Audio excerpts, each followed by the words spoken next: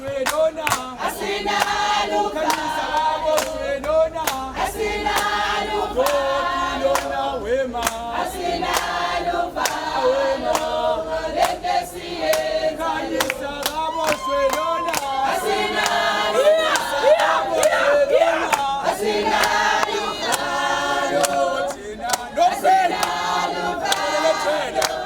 lendesiye alomkote suthandayo asinalo kanisa labo swelona asinalo baba asinalo lendesiye kanisi wakambama asinalo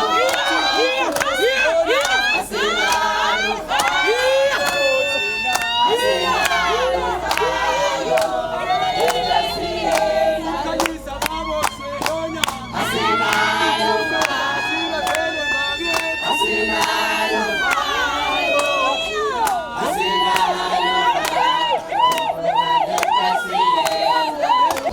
icala njengamanje selihlehlile lihlehlela umhla ka-17 uSeptember ummangalelwa winqabile ibhili ngokuhlomeli wakhe so shuthi sekubuyela umhla ka-17 khona la e-B Court 17 September esobuye siphinde futhi size ngawo la sesizophinda sohlangana la ummangalelwa singaphela amandla futhi ngomhla ka-17 futhi siphindeni sibuye sibuye bafethu lento akuyona into encane lento enziwe akuyona into encane ngeke ngisengikhulume ngokuningi ama-comrades odwa lapho ngemuva kodwa mangabe usubuka ipain eseyinganeni mangabe usubuka ipain ekubazali abantu abazali ngoba sihamba nabo icala sihamba nabo ama-meetings ama-emotions ayashintsha mangabe sebehlangene nabanye abantu abangabazi njengama-social workers kanje ama-emotions ey'ngane ayashintsha mangabe sebekhuluma nabanye abantu abangabazi into engiqonda ukuyisho ukuthi lo baba wenze a big damage ey'nganeni zethu yabona ingane ebesondelene naye about 100 if I'm not mistaken because phela bewucoach la emhlasini khona ingane afika osondelana nazo eParkgate khona ingane afika osondelana nazo eWaterloo khona ingane afika osondelana nazo so lento yenze idamage ngicela abantu sihlisene umsindo so lento yenze idamage enkulu ey'nganeni zethu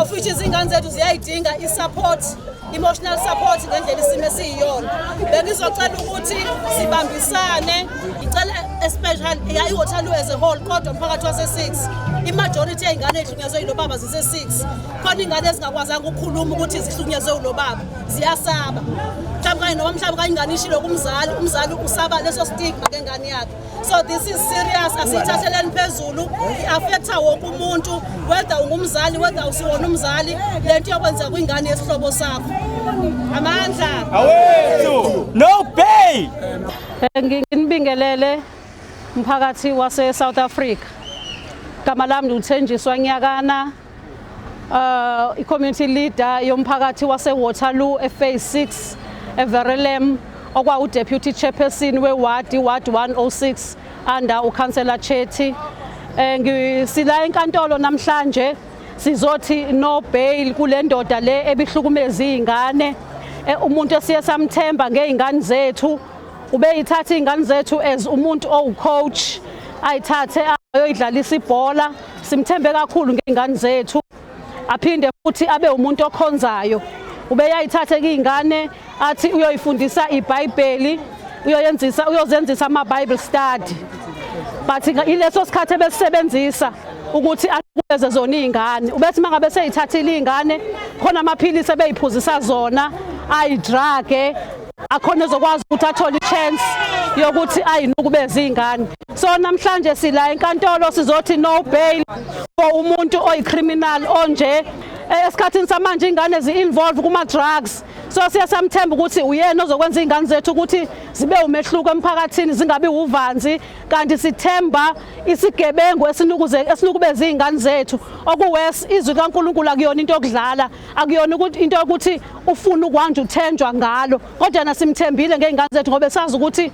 ungumuntu kaNkulunkulu ungumuntu okhonzayo athatha izingane ozenzisa iBible study ezinye bezacela ukuthi azimvakashele for holidays uyacabanga umuntu umthembile ngengane yakho ezoyithatha ahlale nama holiday wonke kanti yena uyazenelisa ngalezi ingane. So ubuhlungu esibuzwayo njengabazali asikwazi ukuthi sibulinganise because as sikwijeni ama-social workers siyabona ama-emotions abazali abekho right at all ngalento eyenzekile ey'nganeni zabo.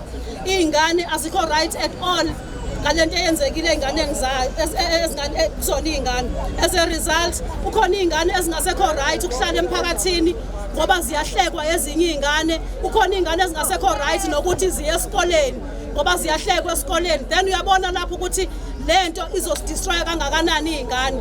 So namhlanje sicela ukuthi justice must be done kulo muntu owenze lento. Sizothi no bail. Ngokufisa kwethu besifisa sengase kuthiwe angabolele ejele uthathe okhiye balahlelwe kude angaphumi. Namhlanje sizothi no bail, no bail, no bail. Sizothi no bail. So whoever ongabe mhlawumkanye usemthethweni olalele sizolidinga usizo as much as we can. Sizolidinga usizo as much as we can because abazali balezi ingane bona abathathi intweni abanalutho. Sizodinga ukuthi justice yenzeke because last time sila enkantolo asitholanga ngisho chance yokuthi simbone. Sezwe sekuthola umuntu usephumile uhlalile na-magistrate wakhuluma nayo wafika wema he was against who if abazali bengabiziwe. So sizodinga ukuthi kuleli cala lenzeke iqiniso kungathathi advantage yokuthi abazali bona abazali abaxakekile abaphuma kwi-community engenalutho. Justice must be done for our kids. Sanibonani. Ndiyaphila kodwa noma singaphili kahle singabazali nami ndingomnye umzali onomntwana onukubezwe nguyena lo tata. Ngendlela lo tata ebendimthembe ngayo bendingazixelela ukuthi ngenye imini angenza kanjena emntwaneni wami. Sho ukuthi kunake into ayenzileyo sendifundisele nokuthi nangenye imini andisawubuye ndiphinde ndithembe umuntu. Lo muntu lona usihlukumezile imphakathi. Singumphakathi wase phase 6 nje sihlukumezekile ngoba lo muntu bengave kuthiwa lento uyenza mhlambe kwaba bantwana okanye baninzi abanye asebevelile. Abanye bayesaba ukuphumela basho, abanye bavumile ebazalini, abazali banalonto ukuthi abasafuna ukuthi lento ibe iqhubeke futhi ngoba nowakho umntwana ogcina sentweni eba mahleko ngabanye abantwana esikolweni ngoba bayahleka abantwana. Kodwa ke nalapho kwaba bazali ekwenzeleke kanjalo abasathuleyo sicela ukuthi kufike enhlizweni nabo kuba ukuthi lento mabayithethe ivele ebantwini aziwe lo tata ukuthi umthetho wakhe ungumdlwenguli usisigebengu esingalunganga ngoba ucasha ngesonto acashe ngokuthi ungukhowutsha kanti akangokhowutsha yena ukuthi usuke eqoqa intombi zakhe efuna ukubona ukuthi yeyiphi etelevela kakhulu enama hips yeyiphi uyababheka abantwana bethu. Siphoxeke kakhulu mina nje ndiphoxeke nje kakhulu umphakathi kakhulu ngoba lo muntu lona into obeyenza besiyithemba sisithi yena wenza into ezoqoqa abantwana bethu bangami ezitolo zamaPakistani bangababhemi ezinto zibhenywayo basinde nasemantshwaleni. Kodwa ngokuna kuyafana sikhululele umuntu okunguye othatha abantwana bethu obenza into engasile. Ngakungcono babekuthiwa babanjwa benza ezinto bakuthiwa babe besime ezitolo zamaPakistani abamanga amaPakistani ubaqoqela esontweni uyobenza amaBible study uyabajimisa athi ufuna balale bekhathele kanti le busy abakhipha ngayo yena uzilungiselela yena. Siphoxeke kakhulu singumphakathi. Siphoxekile ngoba abantwana ngokuna bayazinyeza ngokwabantwana. Abantwana abancinci akubona isize yakhe lo tata. Kodwa ngokuna abantu bethu basenkingeni thina siyehla siyenyuka. Singumphakathi njena nami ndingumzali ndicela ibail angayitholi. Funa lo tata abothwe agwetywe. Ukhi uthathu lahlele le emhlange elwandle ungaphindi uphume angaphinde nje abonakale ngoba usihlukumezile sesiyamoyeka usisilwane. Ndiyabonga. Ndingumzali walezi ngane ezihlukunyezwa ucoach. Ndingomnye umzali wazo. Okaniphatha kakubi ukuthi wayiloko efika ethatha ingane zethu ethi yozijimisa ezithathe emanezi ayenazo esontweni. Ngokunye ngelinye ilanga wafika wamcela owami wathi umcela ukuthi bahamba esontweni bahamba esontweni. Waphinda futhi ngolunye usuku waphinda wabuya futhi wazomcathi bahamba esontweni. Bahamba. Uthe ngosuku lwesithathu ndathi ingane yanqaba ithi ayisathanda ukuya kwakhe. Isobe inqabile ukuya kuye yakhala ingane. Ngayibuza ukuthi ikhalelani. wathi ngingamtshela ukuthi ndisho ukuthi ucoach ukhona apha endlini. Ndasala-ke ngaloko ndiyibuza ingane yini ekwenza ukuthi ungafuni ukuya kucoach. Yathi ingane cha ma ungamtsheli ucoach ukuthi angikho la ngikhona la endlini. Yabaleka icasha ngendlu ngale emva kwayo. Ngiyibuza ukuthi yini ithi cha ayikulutho ma. Ngimbuze ngelinye ilanga. Ayikho into okwenza yona nje wathi cha ayikho ma. Hayi ngathula. Uthe masayivela lento yavela ngomhla ka-13 ngahlangana nonye untomazane engunesido engumakhelwane wami. Inguyizele umfana wami. Ngihlangane nayo intombazane ingibuze ukuthi intshela ukuthi uyizwile WhatsApp uyizwile yini lento okuthiwa ucoach uyayenza ezinganeni. Ngithi mina eyiphi ingane eyiphi into athi lento ngangitshela ukuthi ikhona into yenza ezinganeni. Hayi ngihambe ngendlini ngifike ngibeke ibhakede ngiphinde kuyona. Ngibona ukuthi andiyi-attende leba ngumzali. Uma nifika lapha ngibuze ukuthi hayi yini ngicanti ngi-attende kumama lo. Abe seyantshela kumama ukuthi hayi-ke ucoach ingane ebengave kuthiwa uhamba nazo ikusonto ebengave kuthiwa uhamba nazo ibhola sho ukuthi ebezenza abafazi bakhe. Ngidumale ngibize yami ngiyibuze ithi ma ngangisaba ukutshela ukuthi ucoach ungenza into ethile ngoba wathi uzobulala nina umndeni wami abulale nami. Ngithi mina awu kukangakhi athi ma wangiqala ngoNovember. Majina nibala uNovember ukuze kuzoba ngoku umntami lokho ekhala. Esikolweni utho wafika ehlala ngecala. So ndikazi mina ngitshela ukuthi mhlawumbe kanye uphethwe ngama-pulse yabo. Ngoba nomema wakho uthi wambona ehlala ngecala tshela ukuthi mhlawumbe kanye ngizipulse. Kanti akuzona ipulse utho lokhu kuhlungu ngemva. Uthe baphuzisa amaphilisi abadrag balale. Athi yaphaphama ebusuku, athi mephaphama uphezulu kwakhe.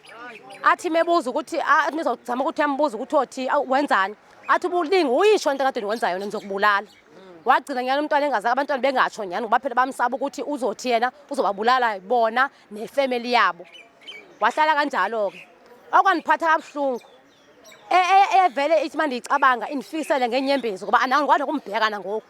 Uthe mevela la ngane umfanekiso wakhe efika kumi wathi ubole ku-100 unemali yakhe edliwa ibank. Wahamba nyana ndamnika u-100. Uthe mebuyo ibusana imali 130.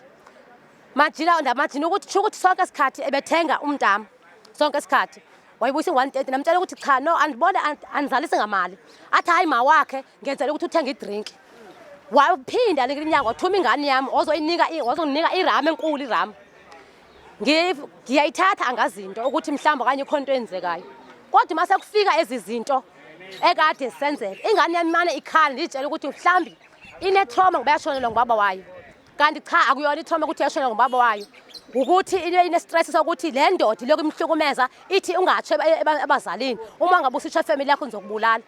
Mina nifisa ngaphuma lento enkantolo inkantolo imgweba umdilika jela angaphumi ngoba kumanje ingane yami ngibuza umbuzo ukuthi ma nihamba nekhuluma icala lalo doti lo angifisi akafili ngisho ukumbona ngifisa ukuthi ahlothole umdilika jela ngendlela asihlukumeze ngayo Waterloo ngendlela asihlukumeze ngayo anifisi ndiyabonga. Inkinga yami uBoy ngize ngamgcina sengimshaya sengimbona ngoba echama igazi. Sechama igazi ngagcina sengimshaya sengithi akakhuluma iqiniso ukuthi kwenzakalani kuyena. Waseyasho ngitshela ukuthi ucoach uthe uzombulala mangitshela. Athe yini into azongitshela yona athi ucoach ulala naye ebusuku. Angazi ukuthi ubagcobani khona into abagcoba yona selala nabo. Ase ngihamba ke mina ukukhuluma naye ucoach wangifonela ucoach wathi uBoy angimlethe lapho ufuna ukukhuluma naye ase ngiyanqaba naye ucoach nganqaba noBoy ngathi ngeke ngikwazi ukuletha ingane yami kanje akusasa sekufika uma wakhe sayangitshela ukuthi uma wakhe uBoy ucoach uRebhi ingane ezincane ke okhathi ngiqale ngiphamisa amehlo ami ke waqale ngiphamisa amehlo.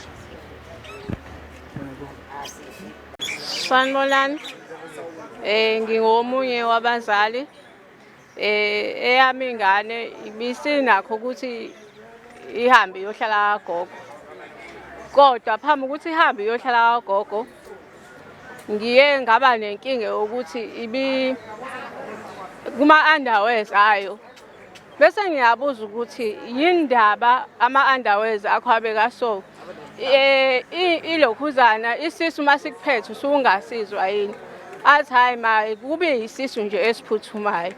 Bese-ke siyaxabana ngithi-ke mina washa uthe mase ehambile mase ngithi ngiyaklina futhi ngifice enye i-underwears hawu Kwenzakalani ngale ngane? Ngiyibuza mina-ke manje. Ayisekho yona isikagogo. Isifika ithatha imali yokuya esikoleni iphinde ibuyele yagogo. Kodwa iyithi kumina, hayi ma ngizobuya. Ingasho ukuthi yini ehambisile endlini. Hayi-ke kuthe ngomhla ka-13 uma sekuvela isimo esikanje ngoba ngiyazi ukuthi ibisondelele nokhoshi wayo. Bese iyafika ngakusasa ngihlale nayo phansi ngiyibuze. Uma ngiyibuza kube ukuthi iyasaba ukusho, iyafihla. Bese sivela nelinye icebo lokuthi ke uyabona ngoba uyafihla uthi wena awenzakalanga lutho. Kodwa ngiyazi ukuthi mina kulento evelile bekade nginomngani wakho ongahlukani naye. Wena ubuzosala kanjani ekubeni nawe ngiyakwazi ukuthi iBible study ubuyenza futhi ibhola ubulidlala. Hayi bese senza icebo ukuthi uyabona lezi ingane kuthiwe zenzeke kanje. Kuthiwe zizoshona. Athi ma kuthiwe zizoshona ngithi mina bese akhala. Uma ekhala bese siyabuza ukuthi wena indaba ukhalelani makuthiwe abantu abenzeke kanje bazoshona.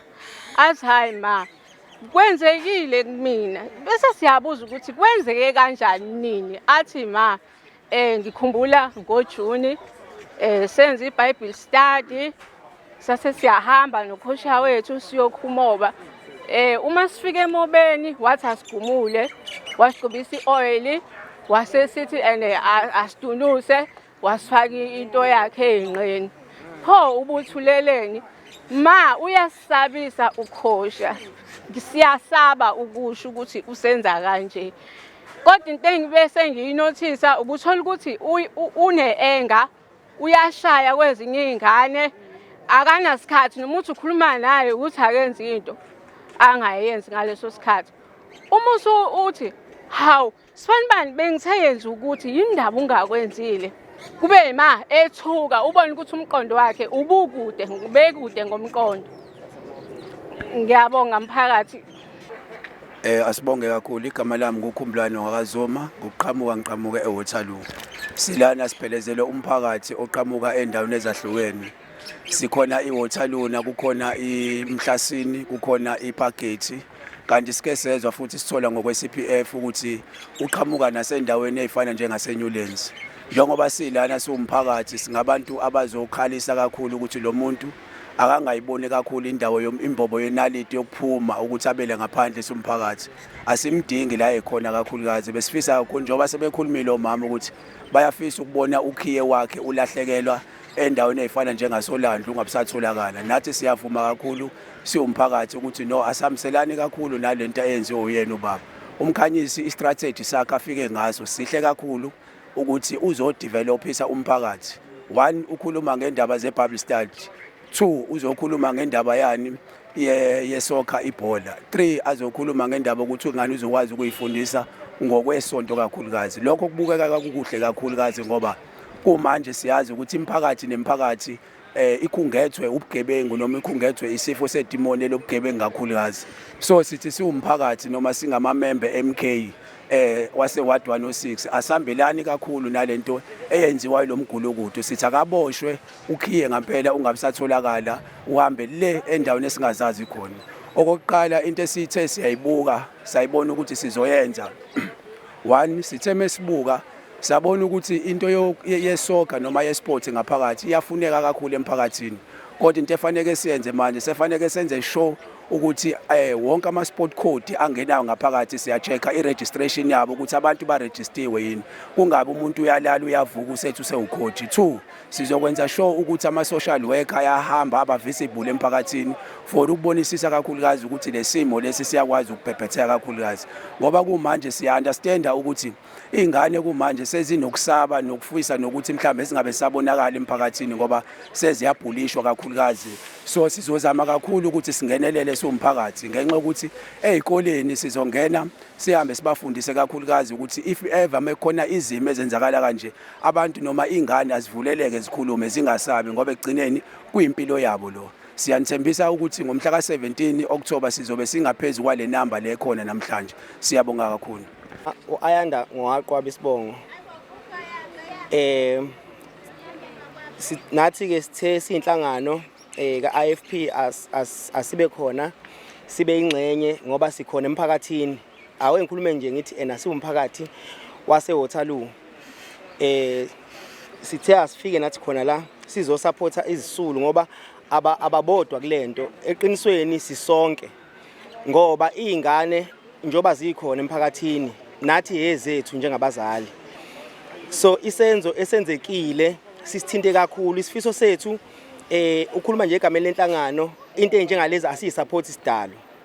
Isifiso sethu ke njengenhlangano ukuthi nabenga ubaba lo engaphinde aphumele emphakathini ngoba isenzo sakhe asimenzi ebesemphakathini isenzo sakhe sinobulwane into ayenzile inobulwane njengamanje sibheke ukuvikela izingane zamantombazane ukuthi zingahlukumezeki zingadlengulwa njengamanje sinomsebenzi futhi omunye shuthi osophinde wangena ukuthi sekufanele manje sivikele nezingane zabafana so siwumphakathi asahlalisekile enhlobo kahle asathembi lutho kahle hle so siyacela ukuthi uhulumeni aphinde futhi angenelele ezintweni zamasport ngoba abanye abantu sebethatha ilokhuza sebethola ithuba lokuganga ngentsha yakithi ngenxa ukuthi indaba yamasport vele ngathi ayinakekile especially ewadini yethu besicela uhulumeni angenelele kusilungisa indaba yamasport endaweni esiphila kuyona esihlala kuyona ngiyathokoza kakhulu. Good morning. I'm Councillor Johnson Chetty. I'm the ward councillor for the Waterloo area, which is also part of my ward, where this unfortunate and criminal element has occurred. As a councillor, it is very, very painful to know that we have got people that are living in our communities. You know, I call them a wolf dressed in sheep's clothing. People that are living amongst us who have got criminal intentions when it comes to our children. As adults, it is our duty to ensure that our children are protected.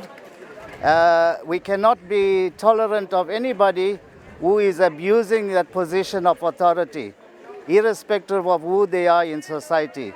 In this case here, it is obviously alleged that the perpetrator is a soccer coach, is also a pastor, and he's been abusing his position as a coach and as a pastor to abuse little boys. Now, I am hoping that the justice system will prevail.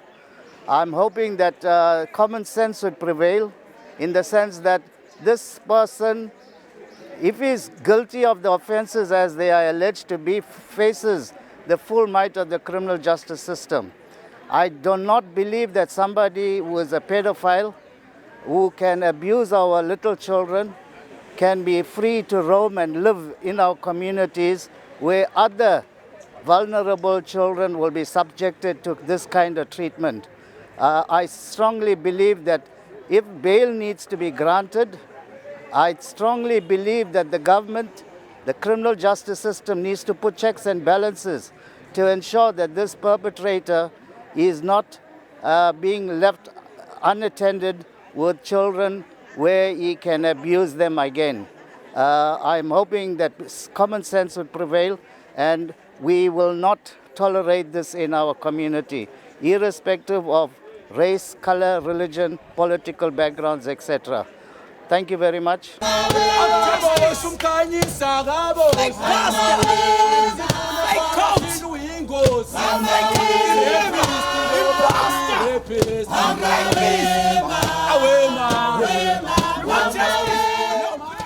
Sinibingelele ngane zakwethu singapha enkantolo yaseVerulam namhlanje umhla ka5 uSeptember 2024 singapha enkantolo yaseVerulam la esize khona ukuzokweseka ke umndeni nabazali kanye nezingane nomphakathi wonke waseWaterloo la khona kwenzeke isehlakalo sokuthi umuntu akade bemthemba ngezingane zabo omqeqeshi webhola aphinde futhi izingane ayifundise izwi lenkosi kanti bekuyena ombethe isikhumba semvu ukuthi izingane ubelala nazo ezihlukumeza ngokocansi. sekuhambe kwahamba waze waboshwa-ke sithe asizeke namhlanje nathi ukuzobeseka umndeni nomphakathi ngoba bafikile kuthina njengenhlangano ithuleni bezosibikela bezocela nosizo sathembisa ukuthi nosizo i-community sibalekele nathi ukubasupport ukuthi iy'ngane zabo zikwazi ukuthola ubulungiswa ngoba abantu abaningi kuyacaca ukuthi aba-understandi ukuthi iy'nkantolo kanye nomthetho usebenza kanjani ngoba uhulumeni efuna ngabe uletha leyo information afundisa abantu ngoba uyezwa ukuthi last time begcina ukuza la enkantolo kwaze kwasuka umsindo ngoba wayeseshawe nge-remand umsolwa namhlanje-ke bakwazile ukuthi-ke bafike ngesikhathi nomsolwa afakwe sebekhona nathi besikhona ngaphakathi enkantolo njengenhlangano ithweleni simbonile umsolwa washawa nge-remand-ke ukuthi-ke mhla ka-17 ikhesi yakhe izophinde futhi ibuye and ngokommeli wakhe-ke uthe woluvumile wonke amacala therefore-ke shuthi ibhili akeze ukwazi ukuthi amgrante ibhili naye amfunele ibhili ngoba amacala uwavumile ukuthi ingane impela wayenokubeza izimo njengalezi zisivula amehlo ingane zakwethu ukuthi esikhathini samanje eSouth Africa noba ibhekene ne-GBV sibathemba kanjani abantu ngey'ngane zethu ngoba uyabona ukuthi i-GBV iqhuma ndawo zonke awukho la usungathi khona iy'ngane ziphephile besazosenza amantombazane nabantu besifana ababhekene nesimo sokuthi bayadlwengula njengamanje sengele ngisho ingane zabafana yikuphi la sizophephela khona njengomphakathi okusho ukuthi kuyafuneka ukuthi sifundisane nokuqwashisana ukuthi ey'meni ezikanje senze njani ngoba kade ngikhuluma nabo nje abafethu okuyibona bakusoseshini weboya laphana Waterloo nabo bathi lo muntu efike neprogram enhle kabi bezopresenta kubona therefore bamthemba kanti badedela impisi sembethe isikhumba semvu kodwa-ke kuya phambili siyacabanga ukuthi nathi sizokwazi ukulekelela ngoba sizofika eWaterloo nakhona sizo-engage nomphakathi nawo ama-structures lawa ebhola sibonge-ke nokhansela ukuthi ubekhona ukhansela bezobaseka ney'nhlangano zepolitiki zonke-ke bezikhona ezokweseka nayo ukuthi ayihambisane ne-GBV zithi phansi ne-GBV asibonge nisela kahle emakhaya.